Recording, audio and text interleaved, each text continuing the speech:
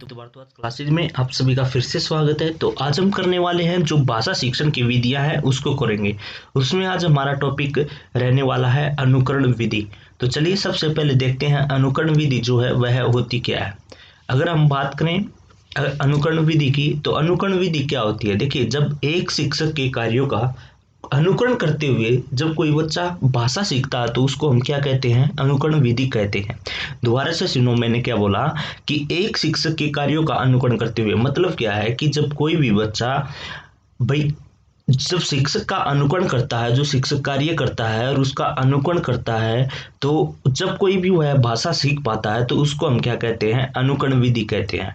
अगर हम अनुकरण विधि का प्रकार देखें तो अनुकरण विधि 3 प्रकार की होती है। कौन कौन से प्रकार की होती है आप यहाँ पर देख सकते हैं, लेखन अनुकरण, उच्चारण अनुकरण और रचना अनुकरण। तो वही कितने प्रकार की होती है, 3 प्रकार की होती है। कौन कौन सी, लेखन अनुकरण, उच्चारण अनुकरण और रचना अनुकरण। अब हम बात करें लेखन अनुकरण क्या होता है भाई, उच्चारण अनुकरण क्या होता है, रचना अनुकरण क्या होता है। उससे पहले हम ये देखेंगे लेखन अनुकरण के कितने प्रकार होते हैं। अगर हम लेखन अनुकरण के प्रकार की बात करें तो आप यहाँ पर देख सकते हैं लेखन अनुकरण 2 प्रकार के होते हैं। एक होता है रूपरेखा अनुकरण और एक होता है स्वतंत्र लेखन। क्या बताया मैंने, यहाँ पर आप देख सकते हैं, एक होता है रूपरेखा अनुकरण और एक होता है स्वतंत्र लेखन। अगर हम बात करें रूपरेखा अनुकरण क्या होता है, इसका मतलब क्या होता है, जब कोई भी बच्चा, मान लीजिए एक शिक्षक है, वह उसको क्या है, एक रूपरेखा बनाकर देगा और बच्चे को बोलेगा कि इस पर बनाकर दो। कैसे, मतलब कि डॉट डॉट। कई बार आप छोटे बच्चे होते हैं उनकी बुक्स में देखते हैं कि मान लीजिए कोई भी वर्ड बनाना है तो उसको डॉट डॉट डॉट डॉट बनाकर दे देते हैं और बच्चे को बोलते हैं उन डॉट डॉट पे लाइन बना के अक्षर बना ले। तो मान लीजिए आपने ए फॉर एप्पल बनाना है तो ए के ऊपर क्या है, आप डॉट डॉट बनाकर दे देंगे और उसको क्या है, यहाँ पर देख सकते हैं, और उसको क्या है, फिर बच्चा उसके ऊपर फिल करता है तो उसको हम क्या कहते हैं, रूपरेखा अनुकरण कहते हैं। तो रूपरेखा अनुकरण आप समझ भी गए होंगे, यहाँ पर मैंने लिख भी रखा है कि जब एक शिक्षक बालक को एक रूपरेखा बनाकर देता है तथा उस रूपरेखा के आधार पर बालक नया या वास्तविक वर्ण शब्द बना लेता है। रूपरेखा का मतलब क्या, मैंने वही बताया जो बच्चों की आपने बुक्स देखी भी होंगी, जो छोटे बच्चे हैं उनकी बुक्स में डॉट डॉट से कोई भी अक्षर बना के दे देता है टीचर। उसी प्रकार से बच्चा उसके ऊपर क्या है, पेंसिल फेरता है तो वह क्या है, वो बनने के बाद उसको क्या बोला जाता है, रूपरेखा अनुकरण। अब बात करते हैं स्वतंत्र लेखन। देखिए स्वतंत्र लेखन क्या होता है, स्वतंत्र का नाम ही एक अपने आप से क्लियर हो रहा है कि जब कोई बच्चा स्वतंत्र रूप से लिखता है। कहने का मतलब क्या है कि शिक्षक क्या है, जो बोर्ड है उस पर कुछ भी चीज लिख देता है मान लीजिए, और बच्चा क्या है, उसकी नकल उतारता है सेम टू सेम। मतलब कि एक शिक्षक ने बोर्ड पर एक क्वेश्चन लिखा और बच्चे को बोलता है इसको उतारो, तो बच्चा उस क्वेश्चन की नकल करते हुए, मतलब कि बोर्ड से एज इट इज वो चीज देखकर और सेम टू सेम क्या है, वह एक खुलकर या स्वतंत्र रूप से उतारता है या नकल करता है, उसको हम क्या कहते हैं, स्वतंत्र लेखन कहते हैं। यहाँ पर आप देख भी सकते हैं कि एक शिक्षक को जब श्यामपट्ट पर लिखी हुई विषय वस्तु या फिर पुस्तक से नकल करने के लिए देता है तो बालक स्वतंत्र रूप से सीखना या लिखना सीखता है, उसको हम क्या कहते हैं, स्वतंत्र लेखन कहते हैं। तो यहाँ पर अभी तक मैंने आपको दो चीज बताई हैं, एक अनुकरण विधि बताई है, एक उसके प्रकार कितने होते हैं, एक लेखन अनुकरण के कितने प्रकार होते हैं और कौन कौन से होते हैं, ये सभी चीजें मैंने बताई हैं। एक बार दोबारा से रिवाइज कर लेते हैं भाई। देखिए, सबसे पहले मैंने बताया अनुकरण विधि क्या होती है, तो आपका क्लियर हो गया। अनुकरण विधि क्या होती है कि जब जब कभी भी बच्चा शिक्षक के कार्यों का अनुकरण करते हुए भाषा सीखता है तो वह क्या कहलाती है, अनुकरण विधि कहलाती है। अनुकरण विधि 3 प्रकार की बताई मैंने, लेखन अनुकरण बताया मैंने, उच्चारण अनुकरण बताया मैंने, रचना अनुकरण बताया। सबसे पहले फिर मैंने बताया लेखन अनुकरण कितने प्रकार का होता है, 2 प्रकार का होता है, रूपरेखा अनुकरण, स्वतंत्र लेखन। रूपरेखा अनुकरण क्या होता है, शिक्षक कोई भी रूपरेखा बना देता, आपने जो भी वर्ड बनाना है, जैसे कै बनाना है तो कै डॉट डॉट डॉट डॉट लगा के आप कै लिख देते हो और उसके ऊपर बच्चा पेंसिल फेरता है तो उसको क्या बोलते हैं, रूपरेखानुकरण बोलते हैं। स्वतंत्र लेखन क्या बताया मैंने कि जब कभी भी शिक्षक क्या है बोर्ड पर कोई भी चीज उतारता है और बच्चा सेम टू सेम उस चीज को क्या है नकल करते हुए स्वतंत्र रूप से लिखता है या लिखना सीखता है, तो उसको हम क्या बोलते हैं, स्वतंत्र लेखन बोलते हैं। अब चलते हैं आगे। अब आते हैं हम उच्चारण अनुकरण पर। उच्चारण अनुकरण क्या होता है, देखिए इसके नाम से ही क्लियर होने लग रहा है कि उच्चारण अनुकरण क्या होता है। जब एक बालक को, देखिए यहाँ पर देख सकते हैं, जब एक बालक को लिखना आ जाता है तो फिर उसे उच्चारण करना सिखाया जाता है। इसके लिए पहले शिक्षक उच्चारण करता है और उसके बाद बालक उच्चारण करता है। इसका मतलब क्या है, बच्चे को लिखना तो आ जाता है पर उच्चारण क्या है उसको बाद में सिखाया जाता है।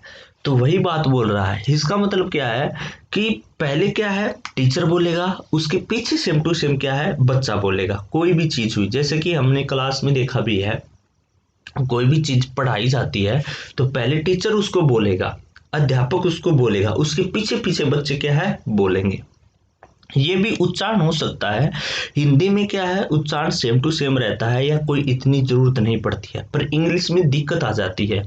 तो उच्चारण का जो महत्व है इंग्लिश में क्या है, अंग्रेजी में क्या है बहुत महत्व रखता है, हिंदी में सेम टू सेम रहता है। उच्चारण मैंने क्या बोला कि पहले जो टीचर है, पहले टीचर उस लाइन को दोहराएगा और उसको पीछे पीछे क्या है बच्चे दोहराएंगे, वह उच्चारण कहलाता है।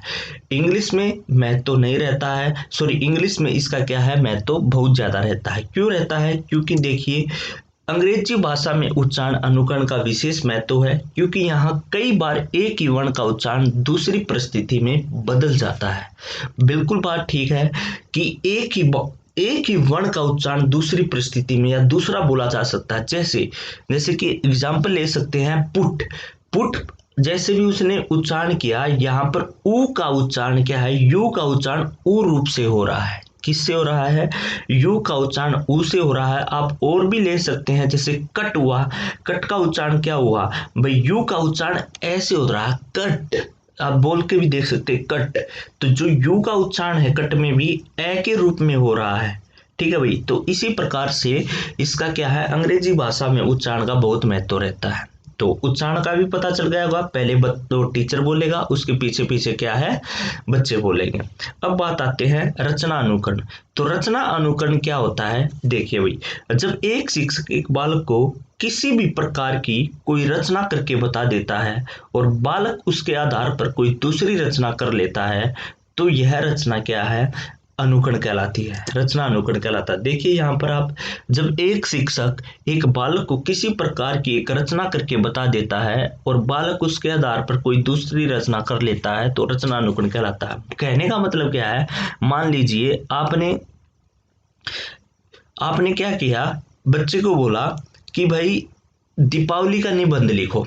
तो हम जैसे कि स्कूल में थे तो टीचर बोल देते थे कि दीपावली का निबंध लिखो, तो बच्चे ने दीपावली का निबंध तो लिख लिया।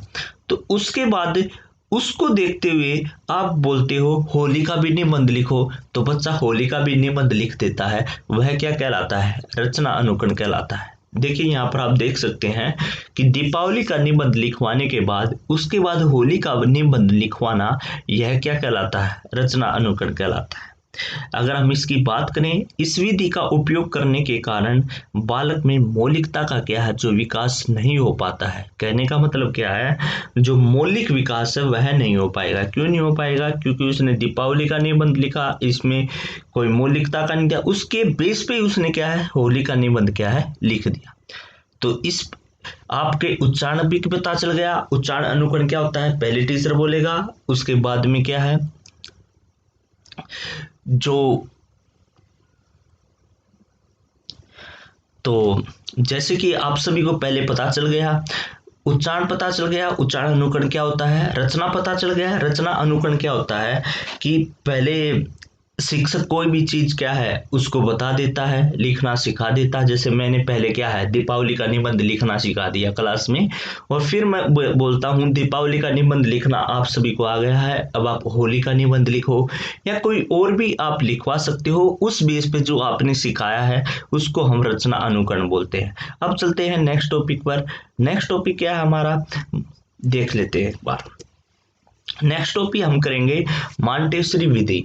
तो मॉन्टेसरी विधि क्या होती है इसके बारे में देखते हैं। सबसे पहले देख लेते हैं यह क्या होती है। यह एक प्रकार की खेल विधि है। इसका श्रेय मारिया मॉन्टेसरी को जाता है। इस विधि में क्या होता है, इस विधि में कुछ खोखले वर्ण होते हैं जिसके सहयोग से एक बालक वर्ण लिखना सीख जाता है। मतलब क्या है, देखिए आप सभी ने बचपन में क्या देखा होगा, एक पेंसिल जो एक अल्फाबेट थे उनका एक प्लास्टिक से बना हुआ आता था और खोखले होते थे।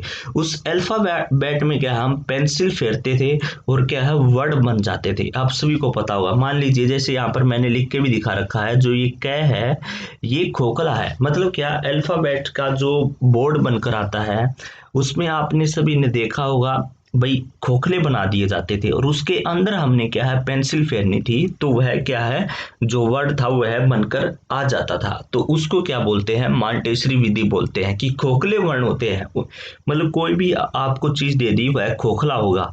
मान लीजिए ये क है, ये खोखला है और इसके बीच में आप जैसे कि पेंसिल फेरोगे तो यह क्या है, क बनकर आ गया। तो इनको क्या बोला जाता है, मॉन्टेसरी विधि बोला जाता है। अब बात कर लेते हैं भाई इसके गुण क्या होते हैं और दोष क्या होते हैं।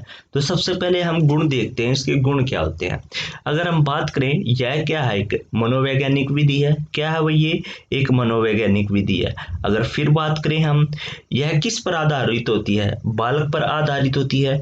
क्योंकि जो खोखले वर्ण है ये बड़े बच्चों पर तो काम आएगी नहीं। तो सबसे पहले जो बाल बच्चे हैं या बालक बच्चे हैं या बाल केंद्रित विधि है उन पे काम आएगी।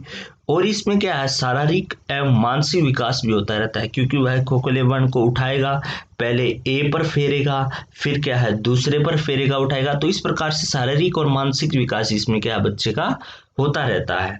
इसमें सहयोग एवं प्रतिस्पर्धा का भी विकास क्या इसमें होता रहता है। बालक स्वयं करके सीखता है, क्योंकि जो खोखला वर्ण जो उसको दिया गया है प्लास्टिक का, तो उसको क्या है बच्चा खुद करके सीखेगा। और इसमें चिंतन का विकास भी क्या है होता रहता है। तो ये सभी क्या है इसमें गुण होते हैं। अगर दोष की बात करें तो दोष क्या हो जाएगा, सबसे पहली बात तो यह खर्चीली होगी।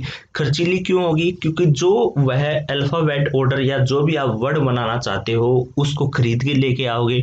तो खरीद के लेके आओगे कि उस पे पैसे लगेंगे आपको, तो यह क्या हो जाएगी, खर्चीली हो जाएगी।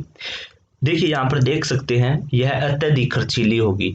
फिर दूसरे नंबर पर है थकान जल्दी आ जाती है। थकान कैसे जल्दी आएगी, क्योंकि उसने वह अल्फाबेट पहले उठाया, फिर उसने ए लिखा, फिर उसने दोबारा उठाया, फिर उसने बी लिखा। फिर इस प्रकार से क्या है बच्चे की एक्टिविटी ज्यादा हो जाती है, तो वह जल्दी क्या है उसमें थक जाता है। फिर है दुर्घटना का भय बना रहता है। अब बात आती है दुर्घटना किस प्रकार से होती है। कई बार बच्चे क्या करते हैं, जो अल्फाबेट है या जो भी उसने खोखला वर्ण जो लेके आया हुआ है जो वह बना रहा है उसको भाई वह मुंह में ले लेते हैं, चबाने लग जाते हैं। तो वह क्या है दुर्घटना का खतरा बना रहता है, बाई चांस वो पेट में चला जाए तो इस प्रकार से इसमें दुर्घटना का भी खतरा रहता है। नेक्स्ट है केवल प्रारंभिक कक्षाओं के लिए उपयोगी है। तो आप सभी को पता है जो छोटे बच्चे होते हैं ये खोखले वर्ण उसी में तो काम आएगा, बड़े बच्चे तो यूज करेंगे नहीं क्योंकि उनका टाइम ज्यादा लगेगा। तो इसलिए यह है प्रारंभिक कक्षाओं के लिए क्या है उपयोगी है। सामान्य विद्यालय में उपयोग संभव है, संभव नहीं है। तो भाई सभी बच्चों के लिए यह लागू नहीं है। जो बच्चे होते हैं काफी उसके अंतर्गत ये यूज होती है। तो इस प्रकार से आप क्या है देख सकते हैं। तो हमने भाई ये पूरा टॉपिक किया अनुकरण विधि का। अनुकरण विधि में आगे भी करेंगे, पर आज का टॉपिक हमारा यही रहेगा। एक बार दोबारा से मैं रिपीट करवा देता हूँ। अनुकरण विधि क्या होती है, जब शिक्षक के कार्यों का अनुकरण करते हुए जब बच्चा क्या है एक भाषा सीखता है तो उसको अनुकरण विधि कहते हैं। अनुकरण विधि के मैंने आप सभी को 3 प्रकार बताए। लेखन अनुकरण बताया मैंने, उच्चारण अनुकरण बताया मैंने, रचना अनुकरण बताया मैंने। फिर आप सभी को मैंने बताया लेखन अनुकरण 2 प्रकार का होता है। एक रूपरेखा लेखन बताया मैंने, एक स्वतंत्र लेखन बताया। रूपरेखा लेखन क्या होता है, जब टीचर कोई भी भाई रूपरेखा बनाकर दे देता है। मतलब कि आपने देखा होगा डॉट डॉट डॉट डॉट बनाकर कोई भी अक्षर बना देता है और बच्चा उसके ऊपर पेंसिल फेर कर मतलब कि उन सभी डॉट को मिला देता है, तो जो भी वर्ड बनता है उसको बोलते हैं रूपरेखा लेखन। फिर दूसरा मैंने बताया स्वतंत्र लेखन। स्वतंत्र लेखन क्या होता है, जब टीचर बोर्ड पर कोई भी चीज लिखता है और बच्चा सेम टू सेम वह नकल करके अपनी कॉपी में उतारता है और स्वतंत्र रूप से लिखना सीखता है, तो उसको हम बोलते हैं स्वतंत्र लेखन। फिर मैंने बताया उच्चारण अनुकरण क्या होता है। भाई उच्चारण अनुकरण क्या होता है, पहले किसी भी चीज को टीचर बोलेगा, उसके पीछे सेम टू सेम बच्चा उसको दोहराएगा या रिपीट करेगा, उसको बोलते हैं उच्चारण अनुकरण। और उच्चारण अनुकरण का जो इफेक्ट पड़ता है वो ज्यादा इंग्लिश पे पड़ता है। इंग्लिश पे क्यों पड़ता है, क्योंकि इंग्लिश के कई वर्ड में क्या है, उनका जो बोलने का तरीका है तो वह अलग हो जाता है, अलग अलग परिस्थिति में अलग अलग हो जाता है, जैसे मैंने आपको उदाहरण देके भी बताया था।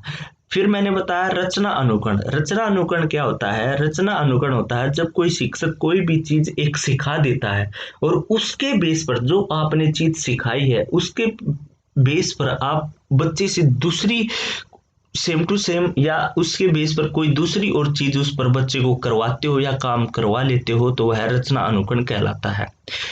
ठीक है भाई।